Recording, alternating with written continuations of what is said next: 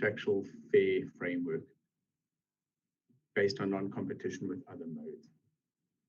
Very few public transport PPPs are self-sustaining and need to be subsidized. Chair, I'm going to move on to our main comments on the bill.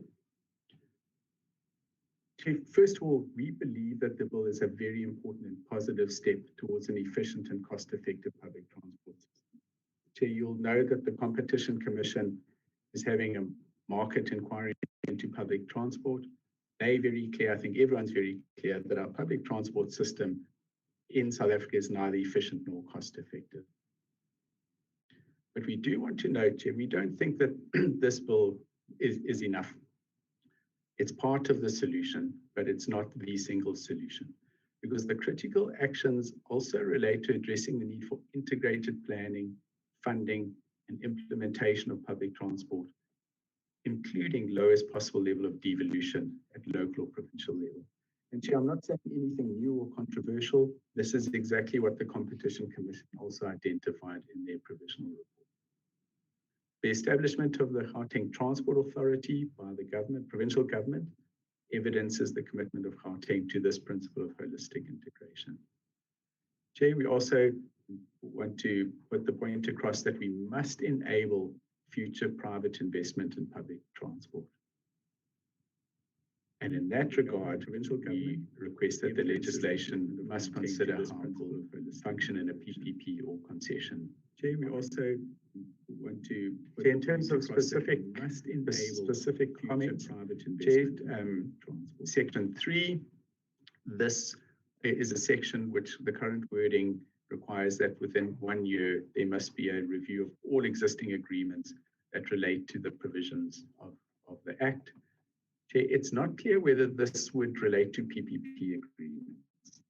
And our bigger point here is that such a review could impact on the contractual obligations between government and the private sector. And that could be, it's a big unknown, and it could be adverse in terms of the change that's required to the it's not clear whether the concession agreement relate to PPP agreement. So, Chair, what we would propose here is that there is a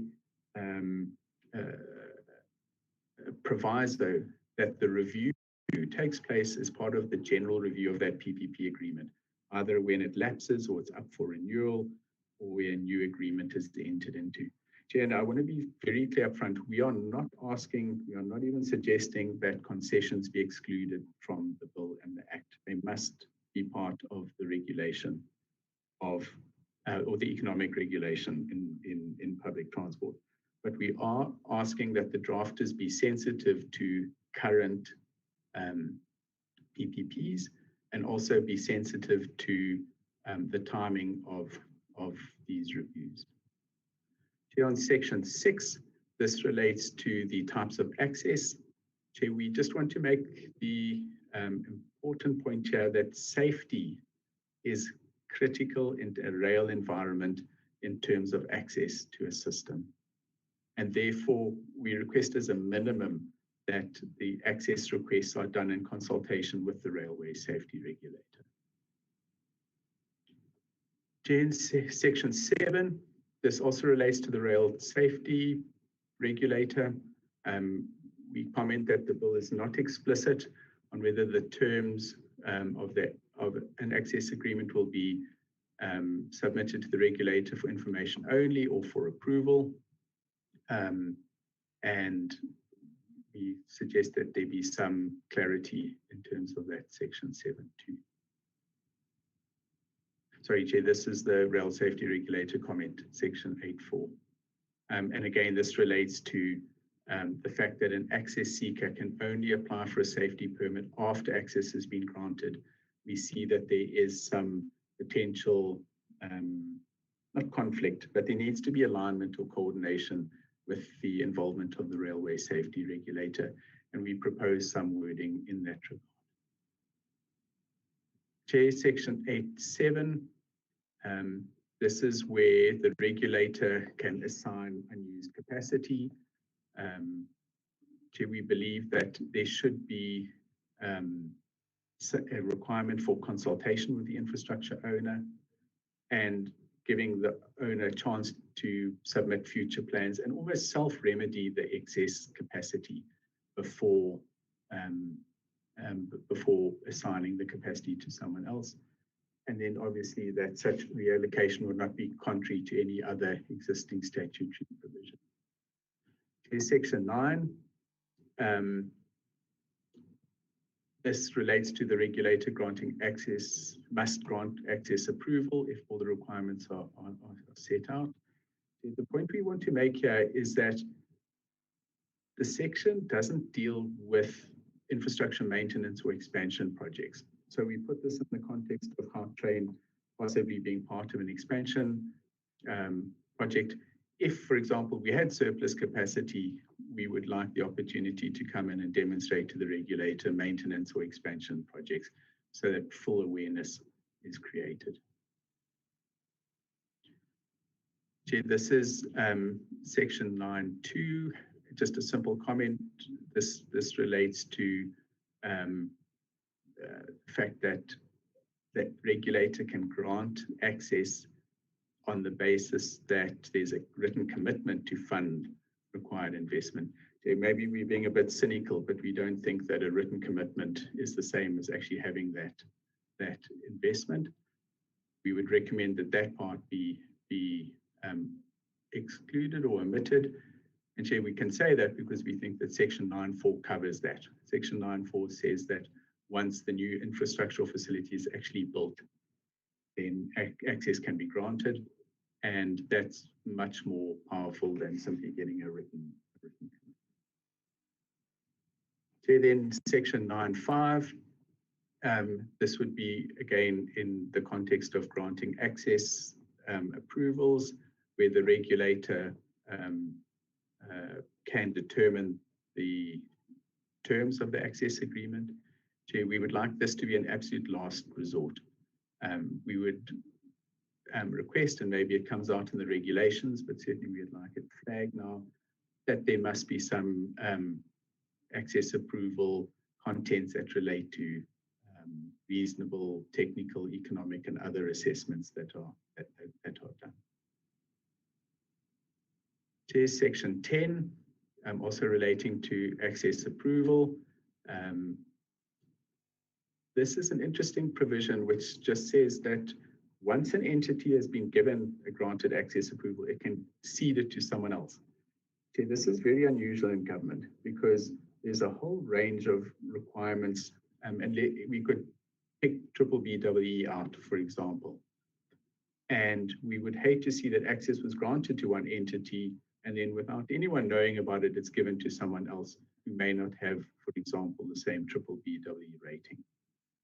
So we think that it would be good to have the consent of the infrastructural facility owner before such cession can happen. Here on Section 11, this relates to price controls. Chair, we would like to make a general point here, and unfortunately, we don't have solutions to this. Chair, we would like Section 11 to somehow create a framework for concessions or public-private partnerships, where it's very important from a private sector investment point of view to have certainty on what the fares will be going forward. We, as I had said, don't have specific wording, and something that we would be very happy to engage with the drafters going forward. And we would also then note that to the extent that Section 11.5, which relates to subsidies, and as I pointed out, public transport is a subsidized transport service. It's very important that the entity providing the subsidy be consulted meaningfully. So we looked at the drafting, at the words at the moment, and although there are requirements for consultation with a subsidy provider, it's not clear exactly how and when they give their input and what happens if the subsidy has to be increased. Chair, then a broad point under Section 38 read with Section 43 2B, and this relates to the interaction between the economic regulator, Transport Economic Regulator, and the Competition Commission. Chair, as you know, there is already a Competition Commission market of inquiry. Our reading of this is that the regulator could come and do its own market inquiry, and there could be some conflict between the two. So I think we're suggesting here that there be some wording that sets out how the coordination between the two regulatory authorities would be managed. Chair, then we have one specific request we would like to put to the committee and the drafters. Schedule 2, Section 2.3, which deals with transitionary matters and pre-existing tariffs. We see that SANRAL and I think the Ports Authority have an exemption to honor the existing contractual commitments, contractual arrangements. Chair, we would like that extended to passenger rail concessions. We think that maybe the drafters forgot about us, and we would like added in a new Section 2.3c that would be a concession agreement contemplated in terms of the GMA Act. Chair, but I need to stress, I did make this point before, this would only deal with the legacy contracts that we have now. We welcome the bill. We would then, when we're planning future concessions and agreements, then be able to take the bill, which would then be an act, into account, and so that future concessions and PPP agreements can fall squarely under the ambit of the bill. Chair, then my last slide. Our proposals then broadly are the Competition Commission and Railway Safety Regulator should be cross-referenced in the bill. Tariff structures on current rail concessions remain in force under these transitional provisions. Access agreements are reviewed when a PPP agreement expires, and determination of price controls are then dealt with under Section 11 and possibly approved in advance of the entity entering into the concession agreement. Then we also propose that the process of developing access agreements take into account the nature of the concession and PPP agreement and the parties involved. Chair, noting that there are multiple parties involved in this: the infrastructure owner, the concessionaire, and the operator. And finally, noting, Chair, that access agreements can enable integration, but this should differentiate between types of rail infrastructure. So a simple example, access onto a track is much more complex than access into a station. And I think the drafters may want to consider almost an access light versus access heavy type approach, depending on these approaches. Thank you, Chair. That is our presentation, and we're available to take questions. No, thanks, Mr. William Dex, CEO of Gautrain. We must appreciate the fact that you came forward and you are saying you support this process of the bill, and this is, you have mentioned the issues that you think should be considered, including sensitivity and timing of this bill in terms of your process and the concessions that you have. Let's appreciate that fact and the way you have given envisaged solutions. We're listening attentively. At this stage, let me not monopolize this opportunity, but allow other honorable members. I can see Honorable Manus here, and is first. Anybody who wishes to say something? Honorable Hunsinger, you'll be the second.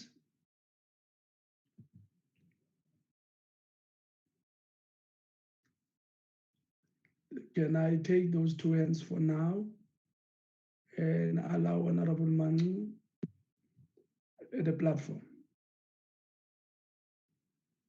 Thank you very much, Chairperson.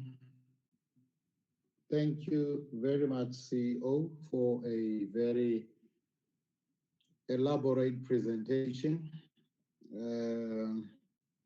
Indeed, I think it's a good story to tell. Well, I think first, let me say, as the chairperson has said, just to support what he's saying, that your elaborate proposals here and there, I think are very welcome. It gives us an opportunity, once we have seen everybody and heard everybody, to apply our minds properly as we take this process forward. So for that, I think we need, again, as the chair said, to say thank you very much for what you have done. So my comments will not really go into the technical submission you've made on particular sections, definitions, and so forth, because that will be subject to a further processing. However, if I may first take advantage of your broad, beautiful introduction of what GMA does and so forth, and talk about the issue of safety around the stations. It is my request and submission that you consider, especially that you are a government entity, improving safety around stations. I will particularly, because I live in Pretoria, mention Hatfield Station, where you'd find that some metered taxi hooligans who would attack e-hailing clients would be roaming around the station and causing unnecessary panic. I think it's got a direct impact on your ridership, because many people then become scared to come on the train because they don't have alternative means and they don't want to use or be forced to use a particular means of transport. So I was taking advantage of your broad introduction of what you do and how best you do it, which I think I should request that. Now, where I would like your comment particularly is, to which extent do you think the Gauteng Transport Management Act or Transport Authority Act, which empowers you to do what you are doing, could be able to circumvent or to assist you in some of the things that are of concern to you in the economic regulator bill as it is before us now? That's number one. Number two, you seem to be very, very afraid of this competition commission. I don't know why, or else I picked up the wrong signal. You have, in your covering letter of your submission, before your substantive admission, and in your presentation more than 2 times, you do mention the competition commission. Is it maybe because you are threatened that if things are opened up, regulated, there could be serious competition on Gautrain or not? Or is there something that I'm missing here? Number 3, I think it's section 9, subsection 2, you mentioned, where you're talking about a letter of commitment in development of infrastructure should not be enough. There should rather be maybe more firm commitment for somebody. Don't you think that is being protecting your territory, because you are already in an advantage position, that maybe you are able to produce more of a guarantee of firm commitment in that regard? That will be all my comments, and other than to thank you once more, Mr. Dax, and I'm sure I will use this opportunity to influence the chairperson and the committee that we find time to visit you. And I'm sure there's a lot we can learn, given that your infrastructure is still intact after lockdown, and yet your neighbor's infrastructure is finished at the same time. So there must be something you did well that other people didn't do so well. That your infrastructure, you were subjected to the same rules, same lockdown, but your infrastructure is still intact and finished. Thank you very much. Chambers. My hand was down before you reminded me. I'm a good listener. Thank you very much. Thank you very much for that. Honorable Chris Hansinger, followed by Mhlonishwa lapha. Ngiyabona isandla sesiphakeme Mhlonishwa. Thank you, Honorable Hansinger. I can see your hand is already down. Thank you very much for that. Thank you, Chair. And thank you, Mr. Dux, for your presentation and also for taking time to study this legislation in its early stages of development and developing input that I find very relevant and also very valuable in terms of what we should consider. I appreciated the context that you also sketched and the particular environment that you shared with us around Gautrain. And thank you very much for the work that you're doing with your team and for the standard that you have maintained over the years despite so many challenges. Getting to your presentation and your submission, I particularly liked your inclusion of the 2018 World Bank study and the finding that in terms of budget construction, there should be a new way of thinking, especially given the fact that you will always have some form and some level of government subsidy, and that budget design should be adapted so that your fares and tariffs would then sustain operational expenditure instead of the conventional system of tariffs and fees attempting to supply the whole budget. The problem is that after a while with such a design, and as tariffs and fees are then sort of increased, the operational budget in total is then developed to suit the increasing total income, so that you then have the cart before the horses. So just your comments around that, because I would also follow the thinking of this very curiously in your future attempts to redesign your budget in this way, because I'm sure you'll be influenced by this finding. But just your further comments on that. In a basic analysis of all your inputs, in summary, as I see it, you have proposed a triangle of the three following features. The one being the issue around subsidy, the second one about regulation of fares, and the third corner of this triangle, price stability. And what you are suggesting, as I take it, underlying between the lines, is that the regulator should find its position between those three corners. Subsidy, stabilizing prices, and on the other hand, regulation of fares. Could you expand your thinking around how the regulator or the future regulator might successfully manage and govern between those three triangles, which I take as your central message from your presentation? And then if you could also share with us your particular relationship and approach with other competitors, because Gautrain developed its services slap bang in the middle of other competitors. So how do you in the particular way maintain this positive relationship with other competitors in your service delivery provision? Thank you, Chairperson. Dankie, agbare-lede. Dankie vir al die moeite. Mhlonishwa, asithokoze baba. Umabhena wena ndoda ejaba kusekubona. Sure, Bob Shower. No, angithokoze khulu Sihlalo, ngithokoze ithuba engilitholako ngilotshise amalunga wonke wekomiti, ngilotshise nabakhambeli bekomiti isikhulu esiphezulu seGautrain, u-CEO, greetings to him.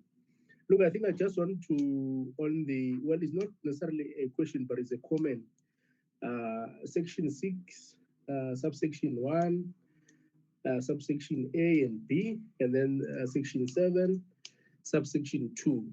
I think in the main, I think starting with section 6, I think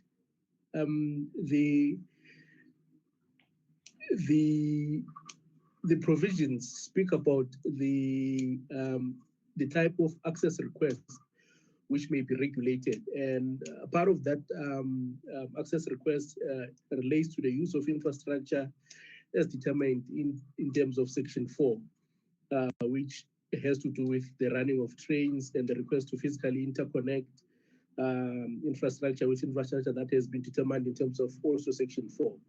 I think in there, the comment and the proposed wording that Gautrain is proposing, I think it's well and welcome. I think, for instance, we all agree that the railway safety regulator is the only body which is vested with looking into the safety and the security of the railway sector. And in this case, I think the wording and the current wording of the proposed bill was very mute in that regard. And in this case, the proposed wording also seeks to say that the railway safety regulator should be an active participant and should be consulted whenever such access requests are to be done, and also when they are about to be composed. So, and also specifically to say which types of access requests may be regulated in consultation with the railway safety regulator. I think in that regard, I think this is welcome. I think I truly agree with this one in this case. I think the other one would be section 7, subsection 2. I think it's also in part of the bill which seeks to which speaks about the concluding of access agreements for the infrastructure owner which they must submit. I think the proposed wording there, you are saying that the bill needs to be much more specific and much more deliberate in terms of its wording, where you say that if the bill is for the approval, prescription of the approval process, it's consideration that will inform a decision of the regulator. So therefore, in this case, you're also assisting in terms of the bill, making sure that the bill is much more specific. And I think those two are quite welcome. And I think the other one, which does not relate to the actual bill, would be the Gautrain bus service, the one that you run. I think there's another one which PRASA runs, which is not doing so well. But I wanted to check with you, how is the Gautrain bus service component of the business doing in terms of the uptake, in terms of the sustainability, in terms of, because I believe it works exactly as how the PRASA one was envisaged, as a feeder system where it assists in terms of getting your passengers to and from the stations, and they assist to fill in the gaps. And how many buses do you have running at the moment, and how many do you hope to have in future, and how sustainable is that service? Because in the main, I think even when one drives around the Joburg Metro, your buses are never really full to capacity at any given point in time, but we see them running almost on a daily basis. Then the last comment would be, in terms of the dress code, we've had instances where the public has been denied access to the Gautrain platforms because of how they are dressed. And in this instance, particularly for the people who are dressed in traditional attire, if I can walk into Parliament dressed in my full traditional regalia and I can be given access there without any questions whatsoever, why is it then is it viewed as almost like a taboo for me to walk into a Gautrain platform?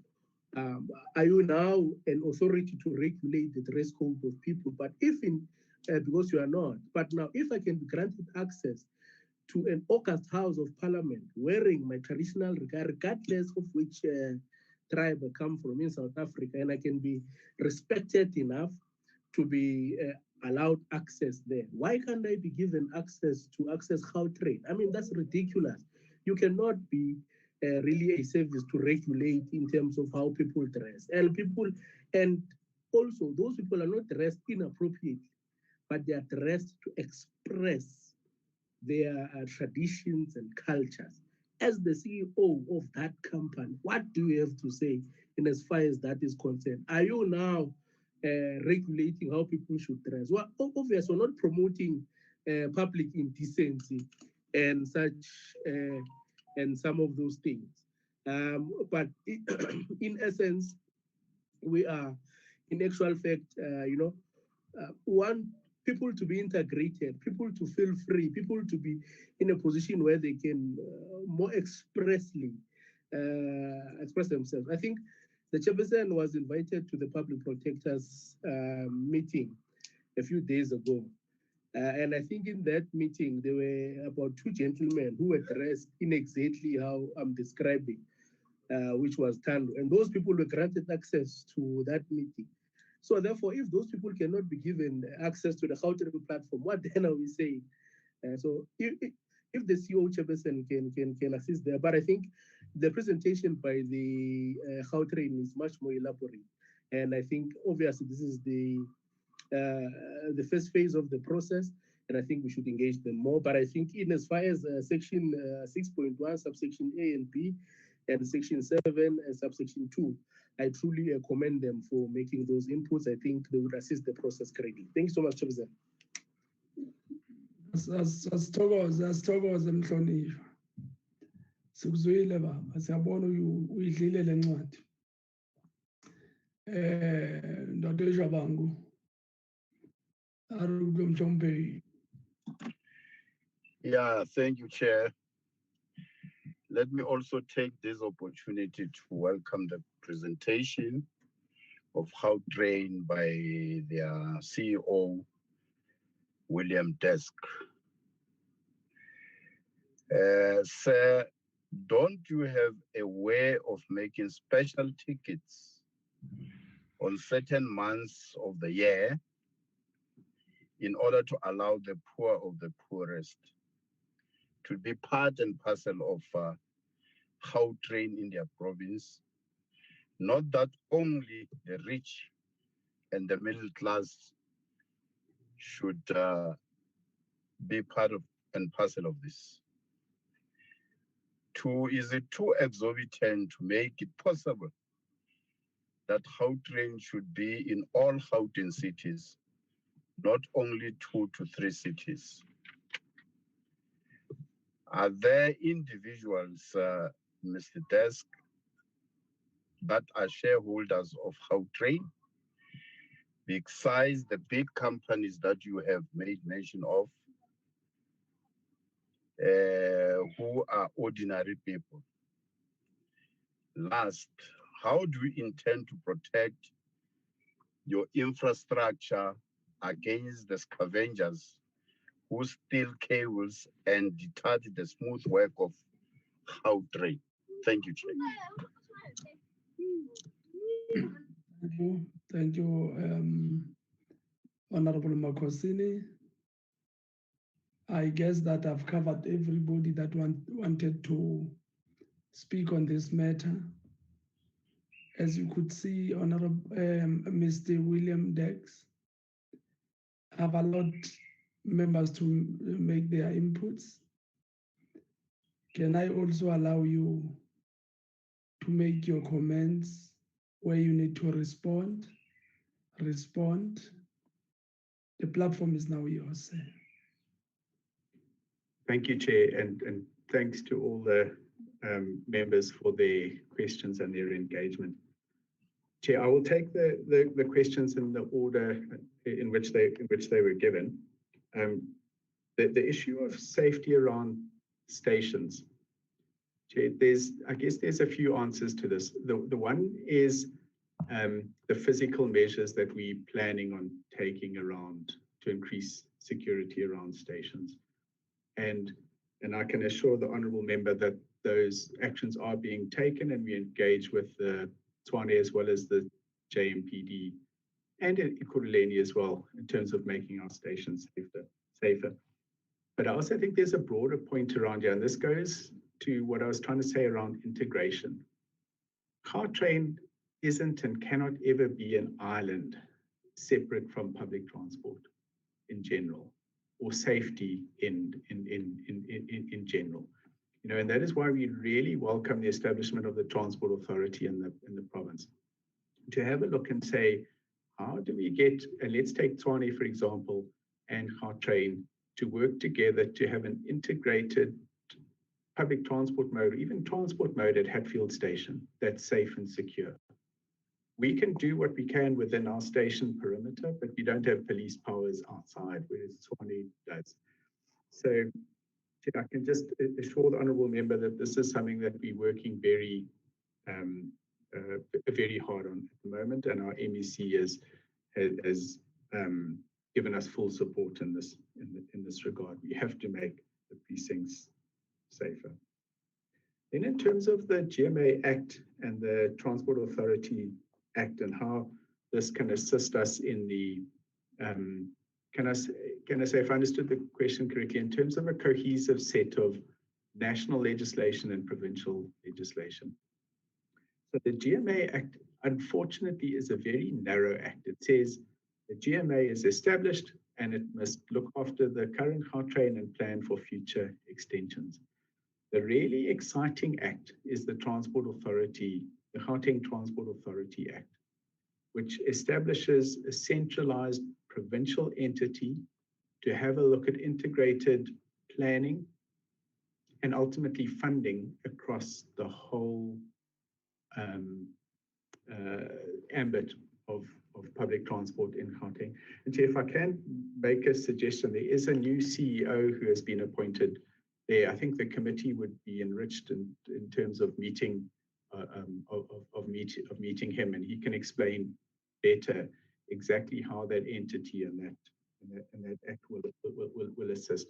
But I think that between a transport authority that is also aimed at efficiency and cost effectiveness, plus an economic regulator, plus a safety regulator, that we really can make some positive steps going forward. Chair, we are definitely not afraid of the Competition Commission. Their market inquiry, I think, is the best thing that has happened to public transport in the last 5 years.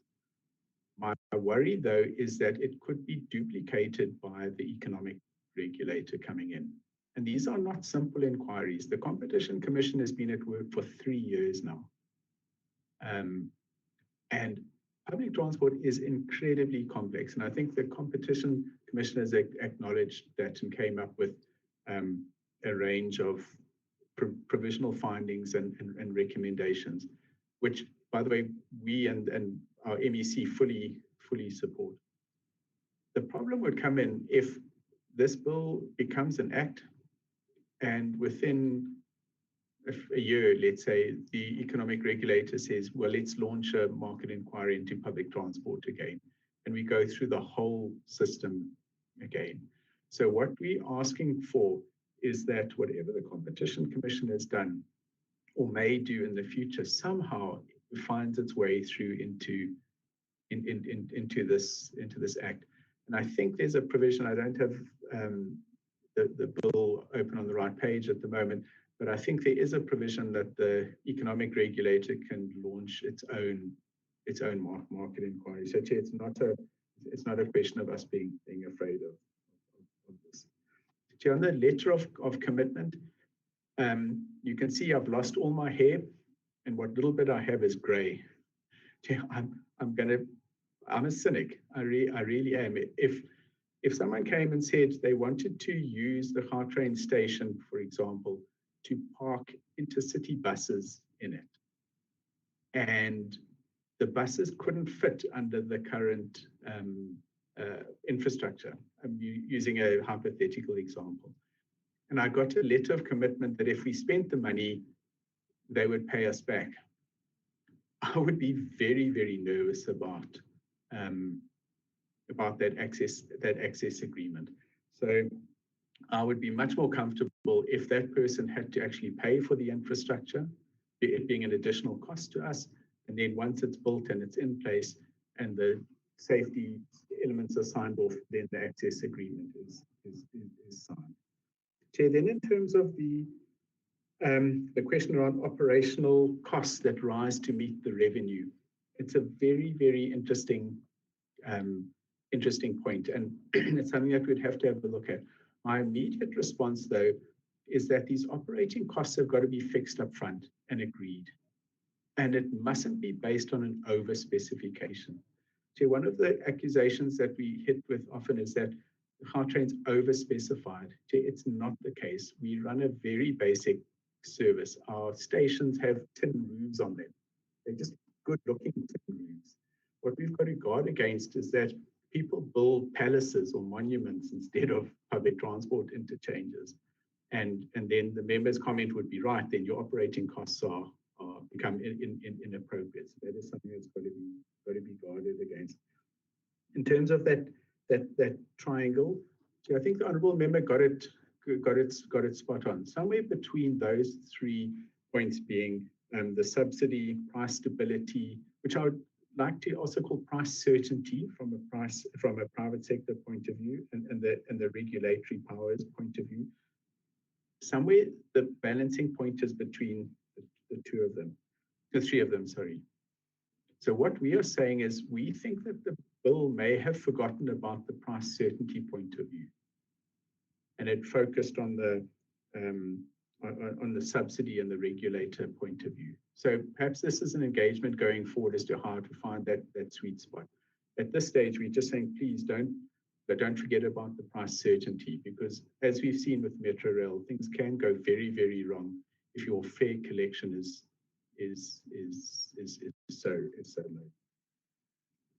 In terms of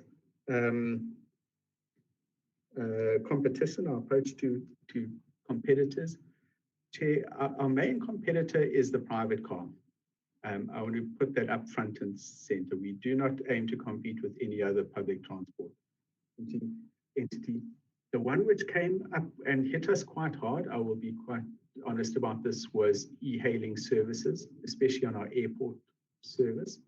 And again, it hurts me to say this, but I think they offered a degree of convenience and price that gave us real competition. Chair, we had to respond to it. We changed our prices on the airport service. We offered a whole range of additional convenience factors to try and compete. So we're not afraid of competition with the private sector and these types of things. It keeps us awake. But it's not a matter that we're trying to compete with any other public transport environment. So then I noted the comments on Section 6 and Section 7.2 comments. But on the Gautrain bus service and how it's doing, the name should give the clue. Gautrain, it's not Gaubus. We never wanted to be in the bus business. And what became apparent when we were contracting, though, was that there wasn't a reliable feed and distribution system to get people to and from stations. So we put the buses in. Was it the optimal solution? Chair, I don't think it was. Our very good functioning routes are in the CBDs, and Chair, they run full. Joburg and Tshwane CBD pre-COVID was overcrowded, but they're not optimal on smaller stations. So we've changed model. Chair, we've got 125 buses. We are not going to buy any more buses. Wherever we have a route that we want to open up, we contract with minibus taxi associations. We've got 8 of these contracts in place. The first one was in Alex, where the 2 taxi associations combined formed a company, and we contract with them and they provide minibus services to and from the station. Chair, they are the best service provider ever. They're reliable, they optimized for the routes that are being run. And even now, post-COVID, I think their occupation rate is back up over 50-60%, which is fantastic. It really is. So we really are moving away from a formal bus service. And I think as we look at extensions, there are opportunities to combine better with the BRT systems, with minibus taxi associations and other service providers, and we can get out of the bus, business. Then the dress code issue. There's no ways that behavior was acceptable, and it wasn't accepted. But Chair, there is a point to be made here, and this goes to the security guard who stopped the person from entering on the train. And that security guard did what he was trained to do. He was told, don't let people on who barefoot from a safety point of view. You know, we will not allow anyone barefoot on the train. What happens if their toe gets stuck in the seat or something like that? But he did have training, and everyone has been trained that acknowledging traditional attire is now part of the Gautrain culture. We made a mistake, and we've got no shame in admitting that, and we've put remedial measures in place. Then on to special tickets. Yeah, I'm very excited about this. We've got a new system of ticketing that does allow us to target specific users. We're running a pilot at the moment for students. I think students, all of us remember our time at university, and you're not wealthy at all, and you disposable income is very low.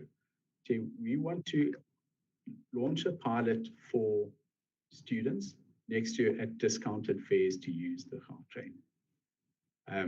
We're working through the technical elements of this. It's very important to know that the person is a student. It's not someone who can afford to pay, who's abusing the system. Once we get this up and running, then we will be able to then have a look at other vulnerable parts of society and see how we can roll this out and assist in that regard. So in terms of the shareholders, the Shareholders Strategic Partners Group is a consortium of shareholders. I think there's over 100 minority shareholders who came together to form that one entity. I don't have the list of who those are, but it's not just big companies that own Bombela Concession Company. There is broad-based ownership there as well. And then to the last question related to how to protect infrastructure. It's very, very difficult. It's incredibly difficult. During level 5 of the lockdown, I think we were having daily intrusions into the rail reserve, especially in those who know Tshwane, the Salderkop area between Unisa and Freedom Park. And it took an enormous effort and joint operations with the SAPS and the Tshwane Metro Police to protect that. But the best protection that we had was to actually run the system. So there's nothing easier to vandalize than an empty station or an empty train line. So really, we went out of our way to reopen the Gautrain as soon as possible in May. So I hope I've done justice to the questions with those responses. Thank you. No, thanks, Mr. William Dek. The intention was currently to try and find what is your thinking, and I think that you have managed to put us in a picture in terms of your thinking, and we want to appreciate your openness on issues. Do, however, put an eye on this process as it continues, so that we are also being seen as government promoting investment especially in transport. We understand what you say. And the department is represented here. We hope we'll be together when shaping this bill into an act. And thank you very much for taking time to come and talk to us and give us all these details that you have given, including the master plan that you have done on behalf of the province. I can assure you that some of us will still be around come 2037 to see this master plan unfolding. And those of you who won't be there, we will ensure that we represent you well because we have an understanding moving forward. Otherwise, thank you very much for the presentation. Thank you. Thank you, Chair. Thank you.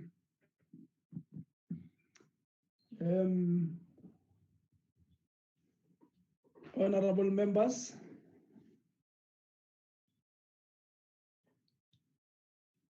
these were the two presentations that we had today. Otherwise, my schedule tells me that our next public hearing will be Friday, and Friday shall be the whole day up until 16 hours 30, I'm sure. So members should prepare themselves for that. I know Honorable Hansinger will only go up until 13 hours. We have noted that. Otherwise, I thought because we are here, can we spend 5 minutes or so, conclude on our oversight visit program, because it is now available. Am I getting your permission to do that, honorable members? Yes, sir. Chairperson, you can continue. Sir, I raise my hand on the bill itself, if you may, for Okay, the sure. presentation. Yes. Yes, go ahead, Honorable Manu. I can see that your network is not doing good.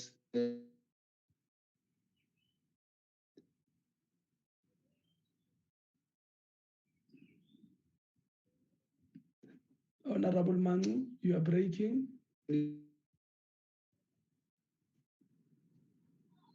Pami, Yeah, Baba. You are breaking. Chair. Okay.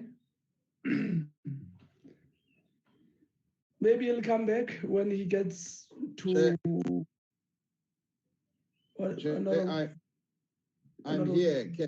I will switch off my video in case it's interfering. I suspect it's a third force, though. Yeah. Chair, I was saying that we had originally in our plan expecting to meet the MEC responsible for transport. And I noticed that that program changed and we didn't get an explanation. I thought maybe we needed to hear what happened. Number two, Chair, on the public hearings themselves, and I don't want to speak for him, but one of the things that was coming out very strongly, we touched on it yesterday, was the extent of our broad or reaching out to as many people as possible. Some members seem, including me, to be sharing a concern that seems like we have not gone too broad. And that is also raised in the submission by the Western Cape MEC. So I thought I'll raise those two issues, Chairperson, and I'm not sure legally what can be done to reopen, to broaden, or there will be another chance going forward. Those are just my concerns. Thank you very much, Chair. Thank you, Honorable Manu. Valerie? Yes, Chair. can we explain the issue of the MEC? Yes, Chair, as I've indicated to you earlier, there was a apology yesterday midday from the office to say that they can't come and present because of prior work commitments, and they have asked the committee to accept the written submission. Yeah, okay. That is the MEC for Gauteng province. No, Chair, that is the Western Cape Department of Transport and Public Works. Honorable Manu. Chair, thank you very much. I thought it is satisfactory. I just felt like we needed an explanation, hence the program changed abruptly. So I think if they are not withdrawing their comments, it's fair enough. Barring just the other issue that I'd added, Chair, of the broadness and reopening, or what are the chances that this can be more broadened? The response and the direction seems to be of concern. Thank you, Chair. I think at this point, as a committee, as the comments are coming, on the 3rd of November, the department will have an opportunity to come and present to us. And I think at that moment, this question, having taken all the concerns from all the people who are going to present, we may want to test this view with the department procedurally. Okay. Can we move, honorable members? And deal with the oversight program, Valerie? Chair, a draft plan has been emailed to members yesterday based on input from the support staff. We suggested the dates as per the program for the weekend of the 13th and the 14th of November for Manguang, and the 27th and the 28th of November for Gauteng. And we've set out the possible activities, and we need members' confirmation or any additions to that program, Chair. It's a 2-day program in Mangaung, a 2-day program in Gauteng. It means our next oversight will go to Durban and other provinces. I know Durban was suggested, but let me just remind members, you also gave me permission to try and narrow it to the points where we can try and impact on this limited time we have. Let me hear your comments on this program. Mera Madwa, that's the first hand. Baba Manu, the second.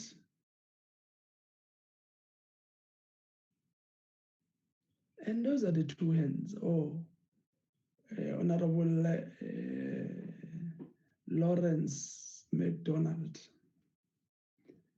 We'll take those the hands in that order. Macheloni. Ndimacheloni Awudi.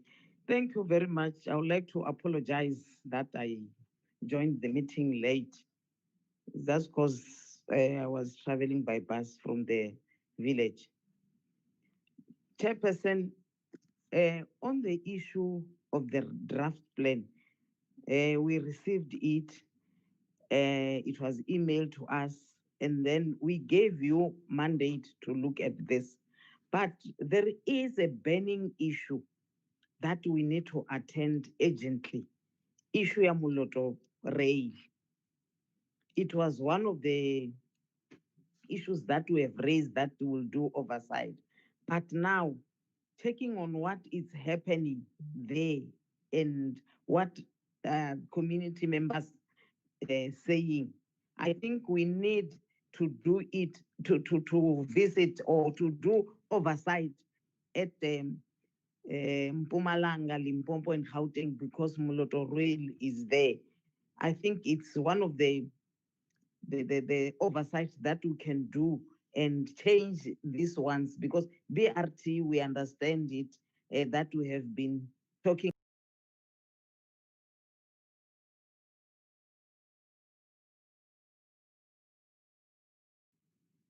Thank you, Chairperson. It's what I wanted to raise, and also KZN because of the accidents that are happening at KZN.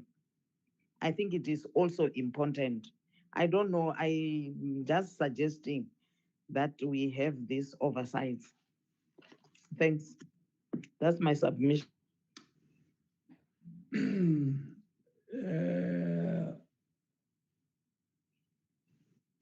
Dolobuanga Manda Boramadwa. Lower your hand, honorable member. Ramadwa, thank you very much. Masbonge, Mulweni, Apekaya, Chambas, Kena Baba. Thank you. No, I'd like to withdraw my hand, and I'll subject myself to the discipline of the committee. Thank you, Chair. Thank you. And I know why you're okay. Honorable McDonald. Thank you, Chair. Chair, mine is just I'm supporting the proposed oversight visit, Chair, and submit to the majority must rule, Chair. Thank you very much. Thank you, Honorable McDonald. There's a hand that comes all the time when I concluded. Yeah, it's because I'm from Free State. Yeah, no, I can. Honorable Mabena, then it will be Honorable Mokosi. Well, thank you so much, Joseph. I think looking at the program, look, I have no particular issues with the program, but except to say the inclusion of the Moloto railway corridor, because I think is the same issue which I raised at the last meeting. And I think there has been some sort of movement in that regard. And I think in the previous meeting, the chairperson, you indicated that you were even attended a public protector kind of dispute resolution meeting, of which subsequent to that meeting did not yield any positive results. As a result to that, from that dispute resolution attempt of the public protector and the stakeholders, she has thus taken a decision to launch a full inquiry. But I think in this case, and looking at the spirit of the committee, I think one of the first meetings that we had as a committee when we were in Parliament, I think, Chairperson, this is one of the points that you reiterated and many members of the committee reiterated that at most, as an oversight committee, we exist to actually represent the views of the community. And we need to, at all times, ensure that the services that they get are services of good quality. And therefore, where there are serious concerns such as this one, therefore, the committee must not only rely on a one-sided story approach, but we can go and test the views of people. Because, you know, sometimes when issues go wrong, we all tend to raise our eyes and say, oh, but what could have happened? We have an opportunity now to go and engage and hear for ourselves what is going on, what is the issue, and then take it from there. And I think I would align myself with what Honorable Ramadwa is saying. I think she's quite right. I think we need to include in this plan that we have, include the issues of the Moloto railway corridor. Thank you. Thank you very much, honorable members. in that spirit, I think that DLTCs appears twice. We have them on the 13th and 14th. And that does not mean we shall have had an opportunity to deal with them holistically. But let's look at the DLTCs when we're in Mangaung and maybe use that space for DLTCs in Gauteng to deal with the issue of Mloto concern. And then close this program for now. Chair. Chair. Oh, yeah, no, sorry. I'm sorry. You Yeah. maybe Sorry. I'm living in the mountains. No. I'm sorry, I've forgotten you. Thank you, Chair. Yeah. Mine is very short, and Chair, if I'm out of order, I'll beg to withdraw. But I was thinking in terms of including the taxi rank in Mangaung visit, if it's not there. Thank you. Okay. Thank you very much, honorable members. When we are in Mangaung, I've seen Bobatu location here. I think that part is well covered, Honorable Shabangu. If it's not time permitting, we'll cover it. Otherwise, we have dealt with this program, and thank you very much. Ensure that the 13th and the 14th, 27, 28 should form part of your working schedule so that we don't have members being absent because of prior commitments. This is our program. What is left, I think the acting chair of yesterday informed me that members were allowed some time to go and familiarize themselves with the terms of reference. And I think I would want to stick with that because it was a decision of yesterday. When we meet again, we'll just finalize that process. I am humbly requesting that let's go back and do read what we are needed to read. Otherwise, allow me, or there's a hand of Honorable Chris Hunsinger. Yes, sir. Thank you, Chairperson. If you would allow me some comment on the term of reference on the panel van conversions to quantum taxis. I find the framework sufficient for the principal committee to take a decision. However, I would also ask for two changes to be considered by the committee. The one is in the formulation of the framework as it stands now. Reference is made to the vehicles as public transport vehicles. And you will recall, Chairperson, that we said an important aspect that we will have to look at in the investigation should consider ambulances as a significant feature of panel van conversions, not just to taxis, but also to ambulances. And most of our state hospitals have purchased these panel van ambulances. So what I'm saying is that we should reconsider the formulation in the recommendation restricting by using the word public transport vehicles. And that it should only refer to panel van conversions instead. The other aspect which I would also want you to consider from the onset as part of the framework is the feature that not only Toyota Quantums have been converted, but that other makes of vehicles have also been converted, and that we should be allowed in this framework to include that in our investigation.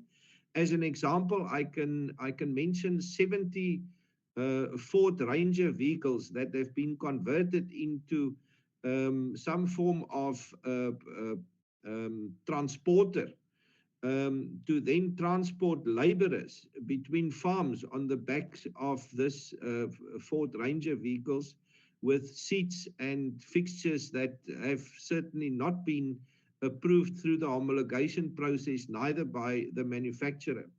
So those are the two main elements which I would want you to please consider, and the committee to consider for small adaptation in the recommendation. But as such, the recommendations and framework is great for us to start our work in the subcommittee. Thank you, Chairperson. Our intention, Honorable Hansinger, is not to exclude you. We won't be dealing with this matter on Friday. We will wait until we are here. All what I was saying is that we are not dealing with this matter now, because yesterday you took a decision that those who had not read the terms of reference, let's allow them. Next week, I think on Tuesday, we will find time to just fine-tune everything. I think your concerns are written, but let's deal with it properly on Tuesday. Thank you very much, honorable members. I see your hand is still up, sir. Honorable Hansinger. It was just to say thank you for your chairmanship today. Thank you very much, Chair. Okay, okay. Yeah, that's wisdom, wisdom in practice. No, honorable members, thank you very much. The spirit with which we are handling issues. Let's get as much information as we can get, so that by the time we formulate this bill into an act, at least we have listened to people genuinely. That's our work, irrespective of where these people come from. As we legislate, we should be able to say, but this came from that corner of the country, and we understood it to make sense. And let me say, it will actually also assist us to read before time the proposals by different stakeholders, and so that it is easy for us to interact meaningful with the presenters. Otherwise, we have done well, and I got a report that you did well yesterday in my absence, and I want to thank you for that, and thank everybody that has been here from the department, our officials. Allow me then to say this meeting is concluded at that note. I thank you, honorable members. Thank you very much. Thank you, Chairperson. Long live the chairperson, long live. Mukhaye Sujambas. Long live the acting chairperson, long live.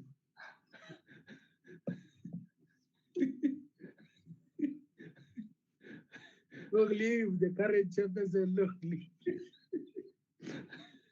No, it's okay, it's okay. Thank you very much, honorable members. You know this Mloto road will make me and you not friends anymore. And I've given you Mloto road. I'm a chairperson and I'm a penna man. Viva. Thank you very much, honorable members.